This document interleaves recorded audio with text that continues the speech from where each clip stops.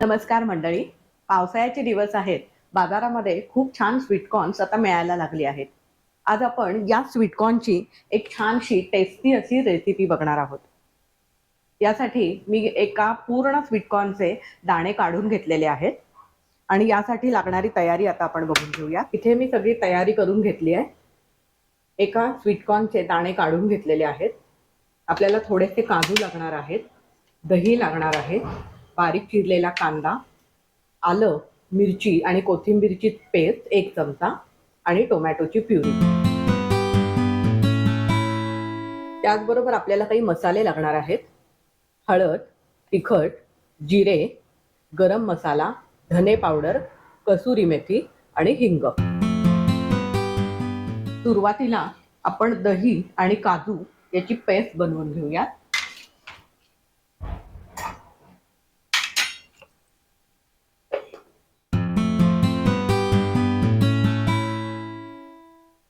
सुरुवातीला आपण हे कॉर्न चांगले शिजवून घेऊयात. त्यासाठी एका सॉसपॅन मध्ये मी थोडं पाणी गरम करायला ठेवलं आहे. त्यामध्ये घालूयात 1 चमचा मीठ आणि थोडीशी हळद. हळदीमुळे कॉर्नला खूप छान रंग येतो. यामध्ये घालूयात कॉर्न आणि हे कॉर्न चांगले शिजेपर्यंत हे मिश्रण उकळून घेऊयात.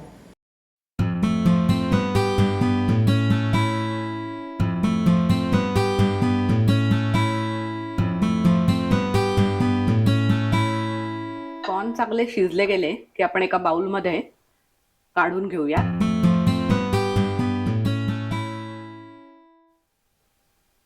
तुम्ही बघू शकता कॉर्नला किती सुंदर रंग आला आहे.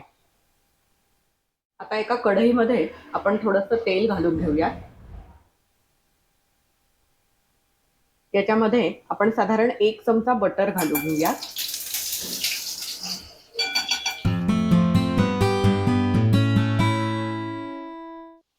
बटर छान विरघळलं की यामध्ये आपण घालूयात आपले मसाले. 1 चमचा जिरं,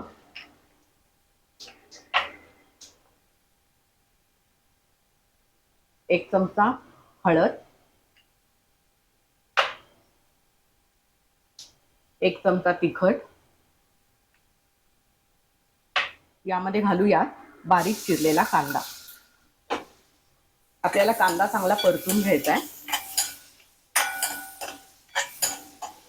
मी हळद आणि तिखट मुद्दामून तेलामध्ये घातला आहे, त्यामुळे या ग्रेव्हीला खूप छान रंग येतो.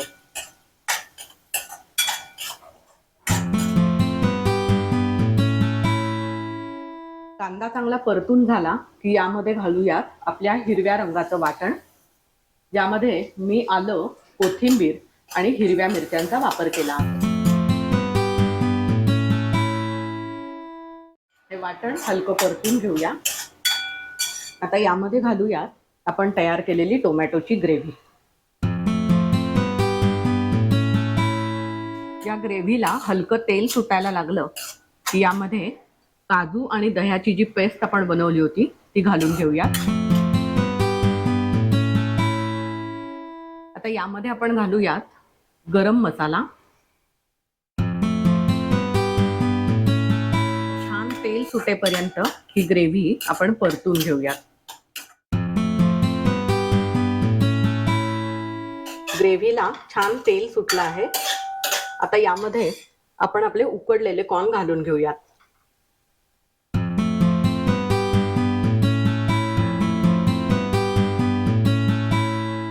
यामध्ये घालूया गरम पाणी.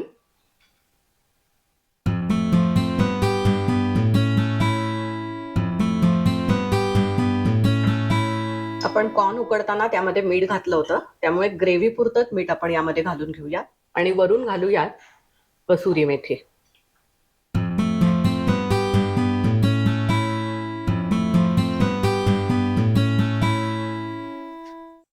गरमागरम कॉर्नची उसळ एकदम तयार आहे. तुम्हाला हवी असेल तर याला थोडीशी सैलसर ग्रेव्ही देखील आपण ठेवू शकता. एका सर्विंग बाउलमध्ये मी ही उसळ काढून घेते.